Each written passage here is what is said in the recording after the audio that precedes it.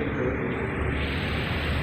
Maka dihadirkan Ahmad bin Nadir di depan raja.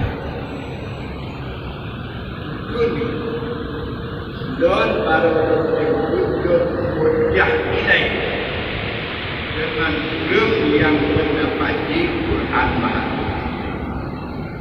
Maka aku berada di raja berhadapan. Akhirnya Imam Ahmad bin Nadir menang. Raja Malik. Waktu kami Ahmad bin Nadir itu ikut aku.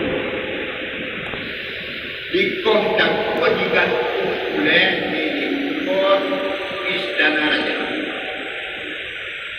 Dan dijaga satpam. Jaga. Mulainya waktu malam dibaca. Pun dihadap kita, mana yang dibaca? Ahasiban nasu ayyaqulu amanna wa hum la yuftanun. Mulai dong. Kurang oleh satpamnya yang pokoknya yang belum jadi.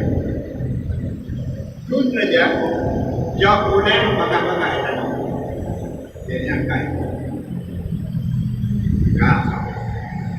Dengan dihadirkan Imam Ahmad bin Hanbal.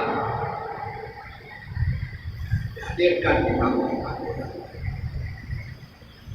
Kemudian dokumen Imam Ahmad bin Hanbal lagi menuji dengan kebebasan nilai yang juga Quran bahan.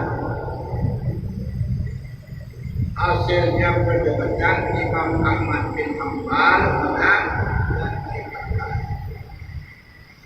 Maka itu nama Imam Ahmad bin Hanbal dalam penjara. Di pulau itu dapat luhur di pulau. So bukan di pulau yang terhukum masuk penjara. Itu balik kah kena sabu-sabu, kena penjara 5 tahun, kah harus memukul Ahmad bin Hanbal. Penjara dia bunuh. Anak ini makan, anak ini minum. Akhirnya matilah raja. Gantung raja lain, tak kesal. Kemudian bahawa dengan berita